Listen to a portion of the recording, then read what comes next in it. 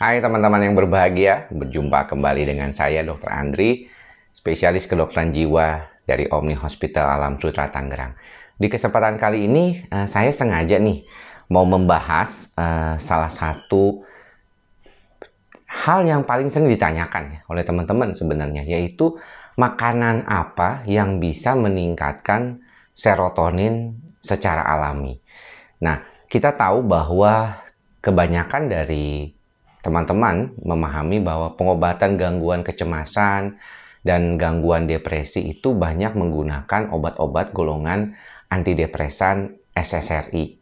Ya, obat antidepresan golongan SSRI ini kita ketahui bertujuan untuk meningkatkan kadar serotonin di otak kita, yang mana serotonin itu mempunyai fungsi untuk menenangkan, memperbaiki mood, ya, suasana perasaan kita, membuat kita lebih bahagia. Jadi banyak orang yang menyatakan bahwa sebenarnya ada nggak cara lain selain dari obat yang bisa membantu kita meningkatkan serotonin. Nah, di beberapa video sebelumnya saya pernah menjelaskan tentang bahwa serotonin itu merupakan bahan pembuatnya itu memang dari luar, tapi serotonin itu sendiri dibentuk di dalam. Jadi kalau misalnya teman-teman mungkin pernah dengar ada suplemen serotonin, sebenarnya suplemen serotonin itu tidak terlalu punya manfaat gitu ya. Karena dia tidak bisa di luar dibikin terus dimasukin ke dalam terus jadi. Karena bisa aja mengalami perubahan di dalam lambung kita ya, karena ada asam lambung yang mengelola makanan yang masuk ke dalam lambung. Jadi rasanya yang paling saya sering ketahui dan memang dari literatur memang demikian, serotonin itu dibentuk di dalam tubuh kita sendiri dan 80%-nya memang dibentuk di saluran pencernaan. Jadi 20%-nya aja dibentuk di otak. Itulah mengapa lambung kita ini luar biasa punya koneksi dengan sistem saraf pusat, karena hormon kebahagiaannya aja tuh ada di lambung. Nggak heran kan teman-teman suka bilang bahwa iya ya kalau saya itu merasa happy kalau saya makan misalnya. Karena memang begitu juga. Dan ada masalah-masalah lambung juga akan membuat permasalahan di sistem saraf pusat kita. Makanya banyak orang yang mengalami gangguan lambung atau gangguan MAH jadi masalah juga di otaknya. Nah, kembali ke pertanyaan awal, apakah sebenarnya sumber makanan penghasil serotonin? Jadi begini teman-teman, di otak itu serotonin itu dihasilkan oleh suatu asam amino yang namanya tuh triptofan. Dan triptofan ini adalah sumber protein. Jadi teman-teman tuh kalau misalnya makan protein yang mengandung asam amino triptofan, maka bisa meningkatkan stok bahan pembuat serotonin. Yang menariknya memang banyak di antara teman-teman juga mungkin yang mengalami gejala-gejala depresi yang cukup berat. Ketika digunakan asam amino triptofan atau makanannya sudah tinggi protein, kok tetap masih depresi? Ya betul. Maka daripada itu saya bilang bahwa penyediaan stok bahan pembuat serotonin seperti asam amino triptofan tidak otomatis akan meningkatkan serotonin langsung. Apalagi kalau orang tersebut sebenarnya memang punya problem di pembentukan di dalam produksinya. Jadi sebenarnya ketika kita menggunakan antidepresan SSRI, memang betul SSRI itu singkatan dari serotonin selective reuptake inhibitor. Jadi suatu obat yang bisa berfungsi untuk menghambat ambilan ya reuptake dari serotonin di celah sinaps kita. Nah, kita bayangkannya kayak gimana, Dok? Kita bayangkannya tuh kayak kolam ya, kolam dengan pompa airnya. Kan dia kan keluar, masuk air bersih, sedot air kotornya di kolam, masuk, keluar air bersih. Sebenarnya miripnya seperti itu. Jadi fungsi pompa ini sebenarnya tuh ada di dalam tubuh kita untuk menjaga apa? Menjaga keseimbangan. Jadi dia keluar serotonin, kemudian dia tahu serotoninnya itu mungkin nggak terlalu banyak perlu karena kita dalam kondisi yang stabil, dia tarik kembali.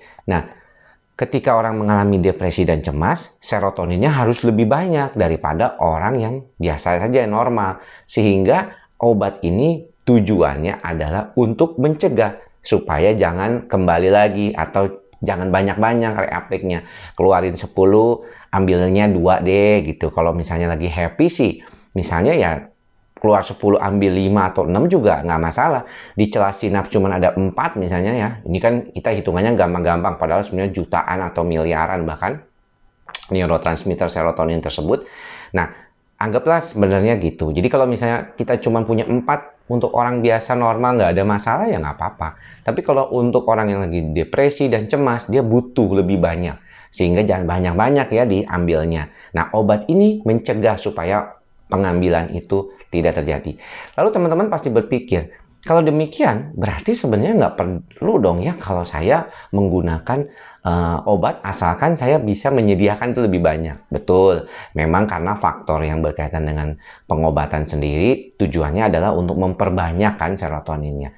Nah, lalu apa nih bahan makanan yang katanya dianggap punya cara untuk meningkatkan asam aminotriptofan, bahan pembuat serotonin.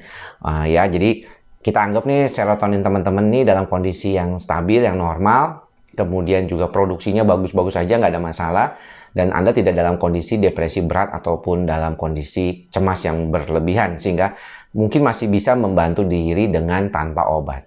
Nah, apa aja nih? Saya coba dapatkan ini dari salah satu Instagram Seni Sehat dan di retweet oleh Dr. Jualita, spesialis gizi klinik gitu ya. Nah, apa aja nih katanya? Dikatakan yaitu susu. Ya, susu. Ternyata susu banyak mengandung asam aminotriptofan ya. Namun kalau yang nggak bisa minum susu, misalnya ada laktosa intolerance ya jangan minum. Yogurt juga dari susu ya. Kalau aslinya ya. Kemudian keju juga dari susu ya. Telur, nah telur kan seneng ya teman-teman ya. Nah, ikan, ayam, kacang-kacangan, biji-bijian. Wah, berarti ini umum banget kan?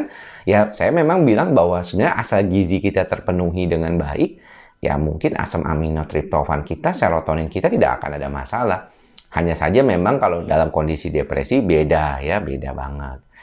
Kemudian juga dikatakan makanan yang sumber omega 3. Ya, ini merupakan dianggap sebagai mood stabilisasi atau penstabil mood. Terdapat banyak penelitian yang mengatakan bahwa orang yang kekurangan omega 3 kemungkinan mengalami depresi lebih tinggi daripada yang cukup konsumsi omega 3-nya.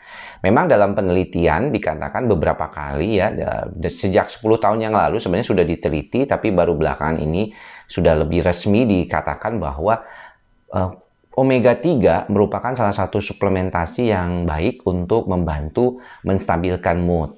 Dan pada kasus-kasus yang berkaitan dengan peradangan, karena kita anggap depression atau depresi adalah suatu penyakit sistemik yang mengatakan itu berkaitan dengan bagaimana orang yang mengalami depresi itu bisa mengalami suatu kondisi yang tidak stabil di seluruh tubuhnya ya, bahkan seperti orang yang meradang.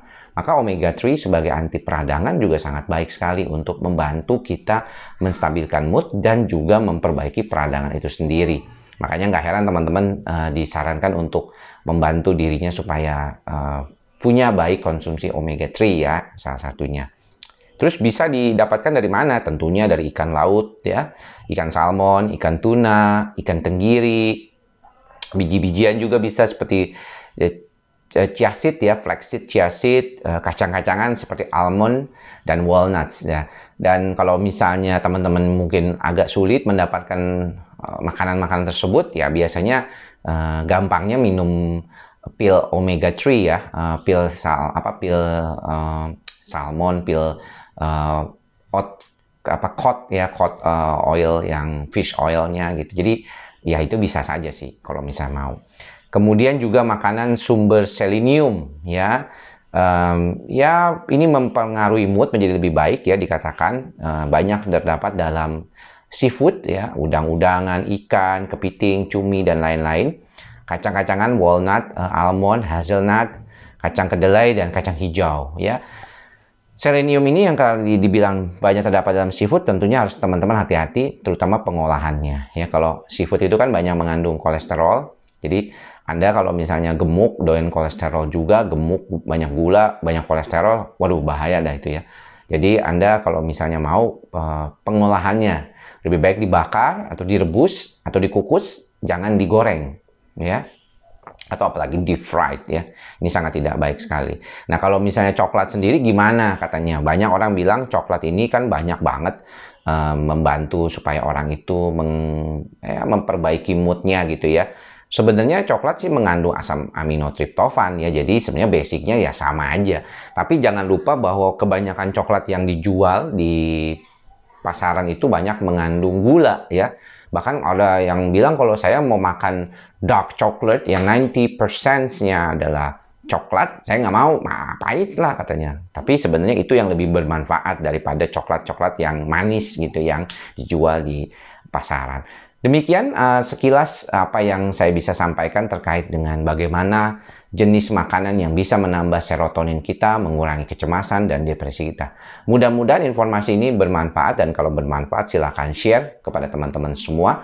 Dan juga jangan lupa untuk subscribe ke YouTube channel saya, Andre Psikosomatik, untuk mendapatkan video-video terbaru setiap harinya. Sampai bertemu lagi di lain kesempatan. Salam sehat jiwa. Bye-bye.